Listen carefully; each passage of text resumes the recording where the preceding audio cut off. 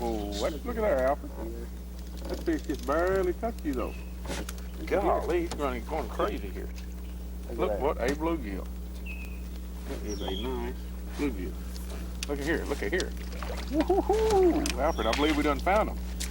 Folks, welcome to the show today. We're here on the bluegill capital of the world, Reelfoot Lake, and here's 2 good reasons why it's a good place to go bluegill fishing. So don't you run off. We're back with my friend Al Hampton, who's a guide and resort owner here at Arrowhead Lodge on Reelfoot Lake. Al, thanks for having me down here today, and we're going to catch some more of these, aren't we? I believe we are. You know what? I think mine's bigger than yours. Oh, don't start that stuff. Folks, don't you run off. We'll be right back. We're going to catch some more bluegill here on Reelfoot Lake.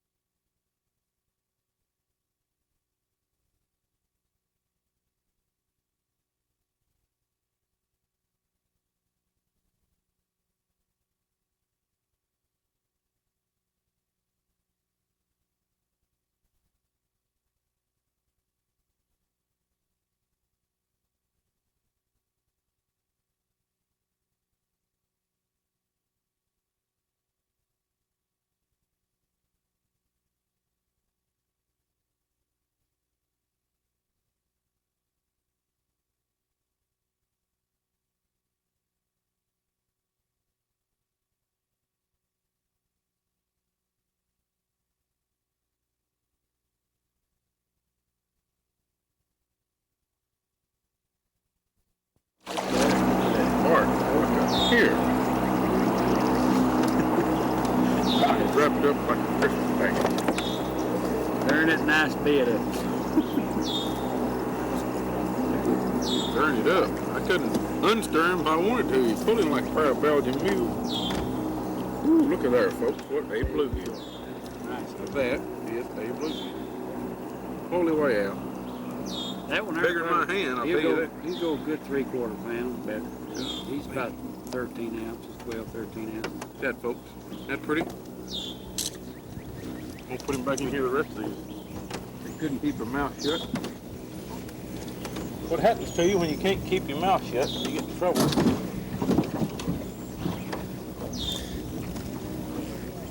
Well, for somebody watching the program tonight that might not be familiar with Reelfoot Lake, how would you suggest that they come down here and fish for bluegill? Here it is, and you know, time of year when they should be bedding. Temperature is what, 68, 72 degrees probably on surface temperatures, but you know, he can get a guide and come down here and probably fish these bluegill beds and have some good luck.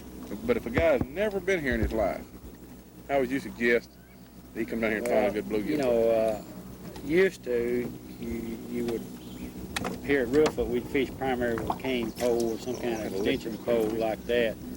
But now, more people have got into the ultralight rod and reel type fishing. You can catch them like we're doing here. This is basically just a cork line, long pole, short line or long line, wherever you're fishing. Or you can take a bobber and a little ultralight, some of them little ultralight reels and do the same thing casting. But if they'll listen to the dock operator, whoever they go with, go out from, if they've never been here, and he But that's a pretty good chance that a guy can come and find some fish, right? Right.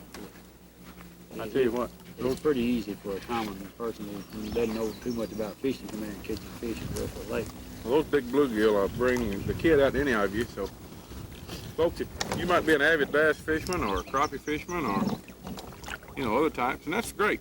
But if you think that bluegill fishing for kids only, well, come out here at Reelfoot Lake and try it sometime. Catch some of these big 3/4 pound bluegill like we just showed you right there, and I guarantee you, it's a lot of fun. They're good eating, and it'll put a smile on your face. I don't care what age you are.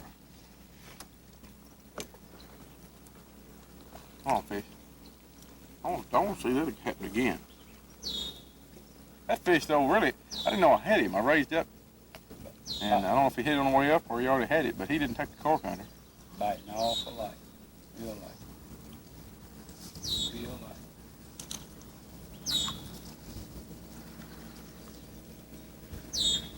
Thought I wasn't going to get him out of those bonnets. I noticed you had a little trouble there. What do you call those, mule foots? Oh, these are scatterbuck, or Reelfoot, either one. What, I'm gonna re-game fish it here.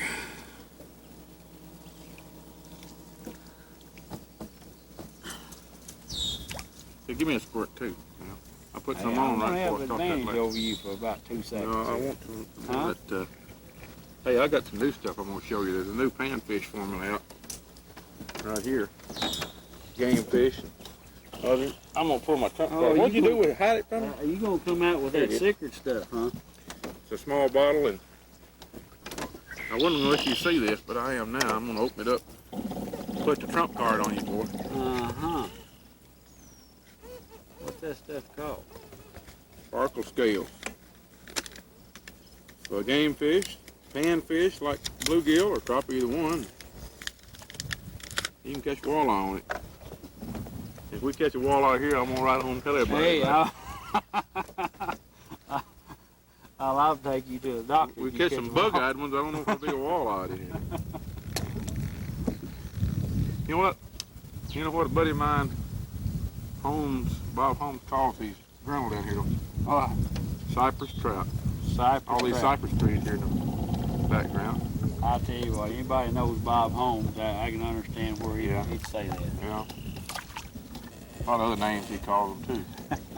Especially when they tear your gear up, you got that favorite topwater lure or buzzbait, you got it tuned just right. One of them hits it, tears it all to pieces. I used to come down here with my dad years ago, and he'd go devil fish for bass, you know, around these dead logs and snags, and you'd get mesmerized with the sound of that topwater buzzbait, and by the time you think there wasn't one in about 10 miles, one of those big grinnell would hit it, scare you to death, tear your bait all to pieces too, but, well, they're strong. I hope I don't hit one I'm today. not I'm sure fishing one they'll in tear the my grinnell. tackle Are up. you? I'm trying to catch me a big bull bluegill. What would that be right there, that stick? That a commercial man that's got maybe a That's where barrel net in the past or a trot line or something? Shit? barrel net Yeah. was back in the winter. The end stake off of it coming off this bank.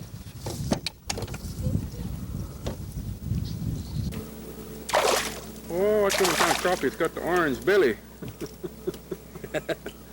That fish hit funny though. I let him take it a little bit longer that time.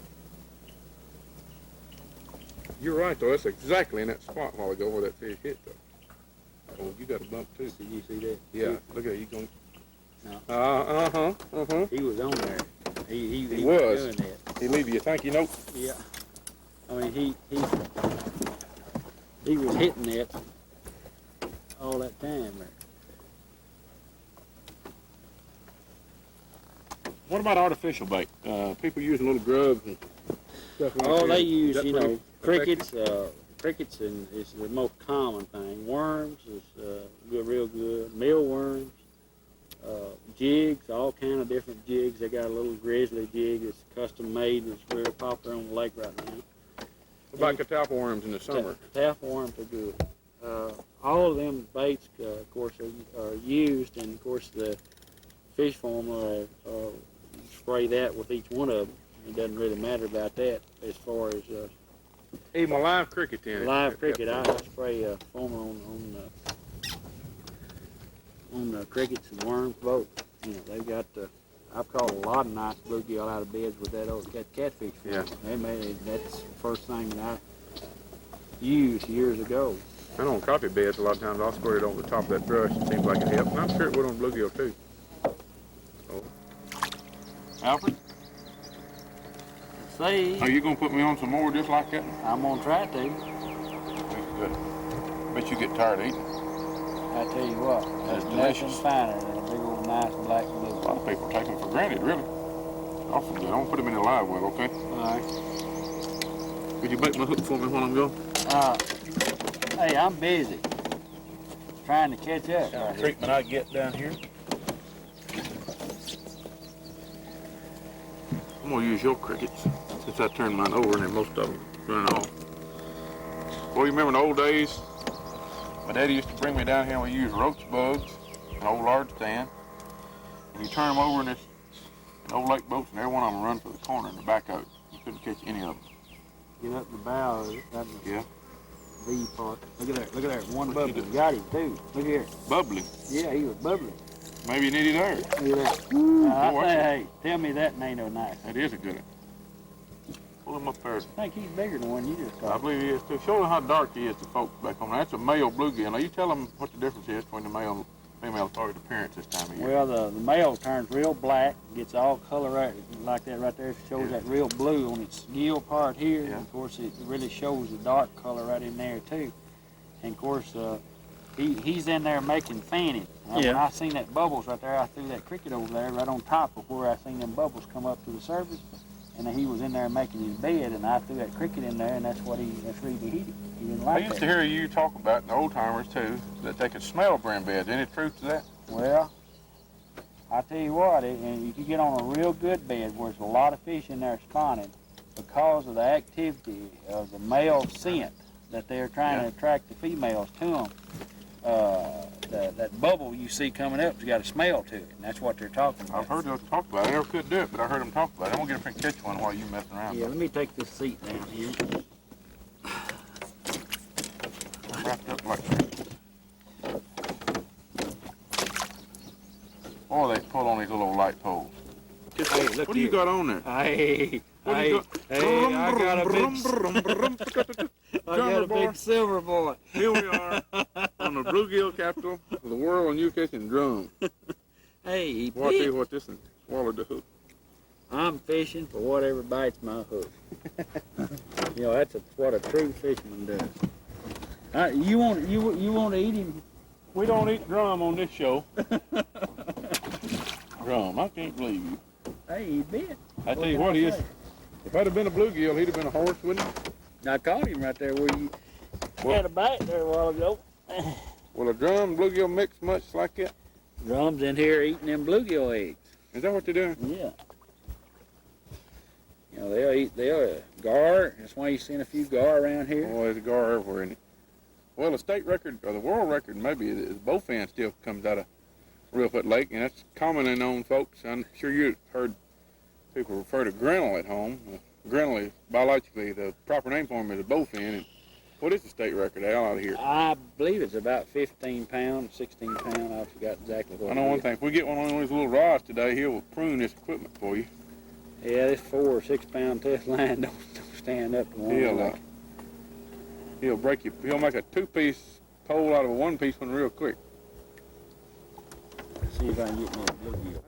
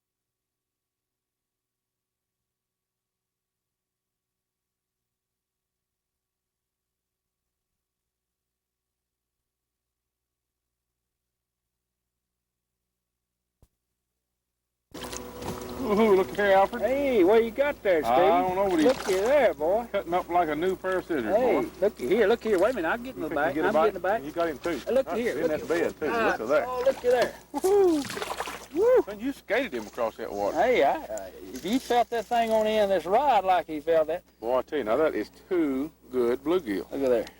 Isn't that pretty, folks? Nice. Fine eating. Do you fillet most of yours or scale them? I got an electric knife I use a lot, and sometimes we just plain scale them, you know. Put them back in that live well, the rest of them. Folks, we're back here on Reelfoot Lake with my good friend Al Hamilton, and here in northwest Tennessee, and here it is, late May. Bluegill are bedding, and if you've never fished Reelfoot Lake before, well, it's probably the bluegill capital of the world, and you're seeing some good reasons why.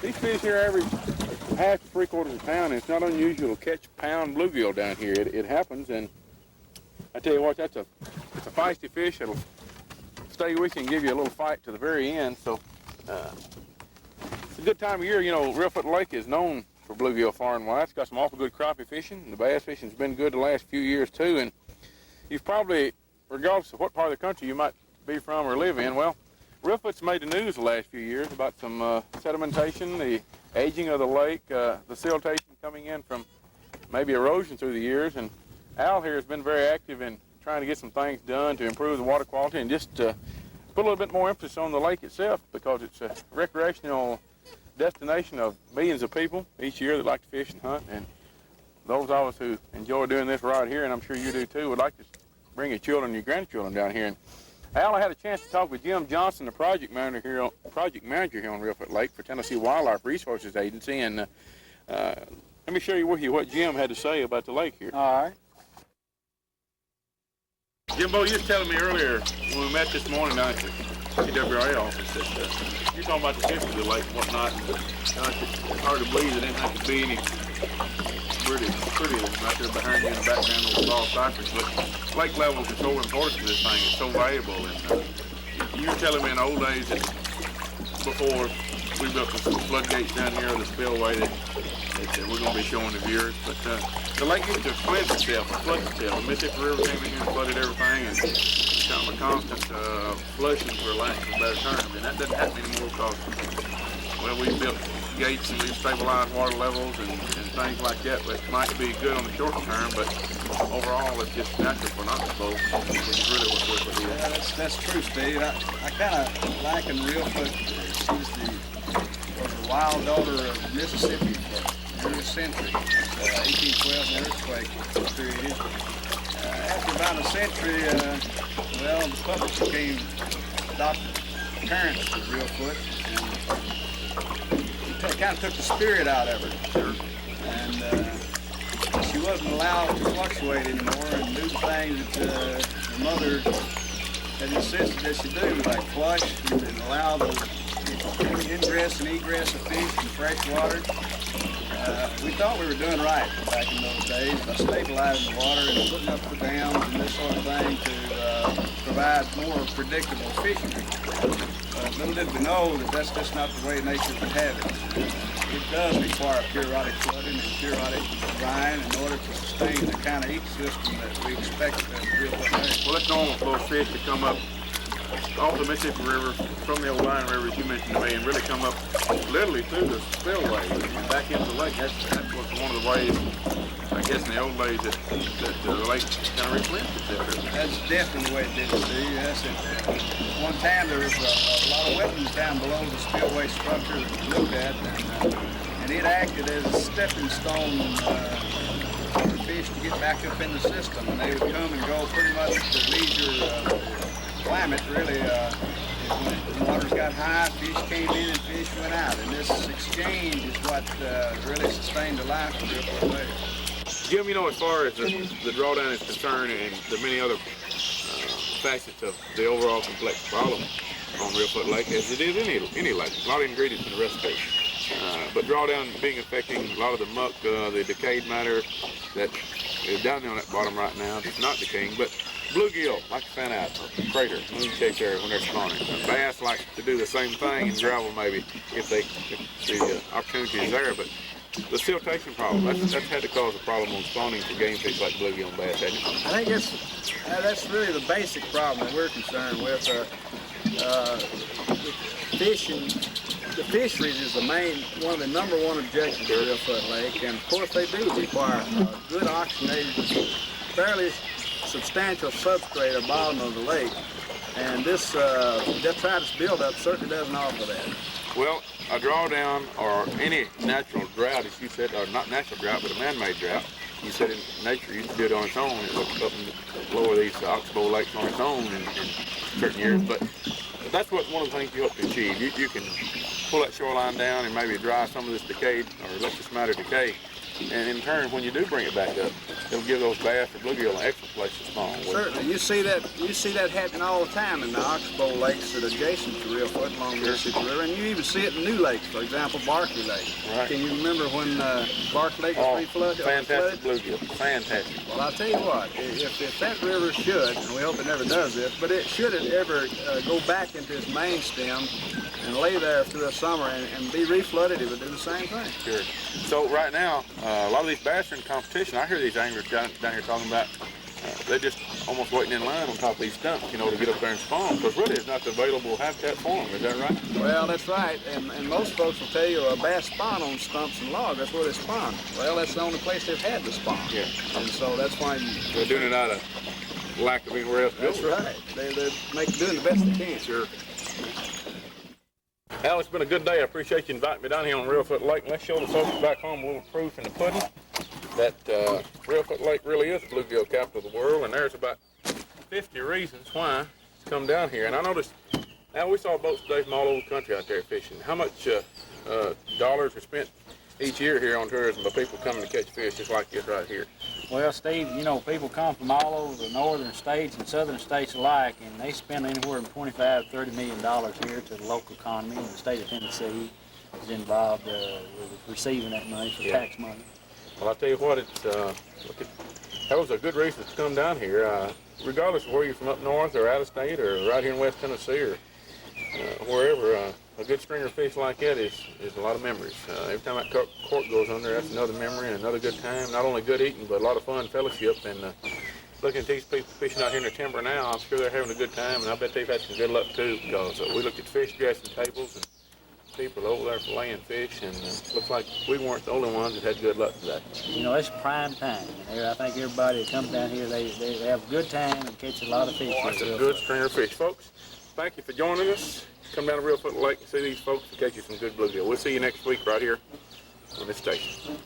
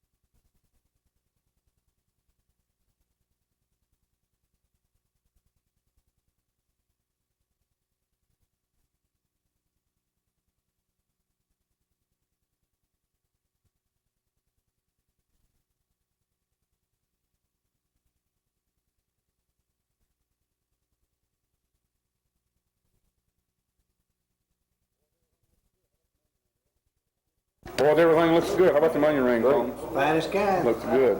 It's good. Groceries, catfish, ham. How's y'all meal? Mike, everything is great, and thanks for having us down here tonight at Blue Bank. And folks, when you come down here to Reelfoot, well, something that's just as important as that fishing trip is eating at fine restaurants like here at Blue Bank. And if you go home hungry after a big meal like country ham, catfish, onion rings, chicken, you go home hungry, it's your own fault. So thanks for joining us. You know what we're fixing to do.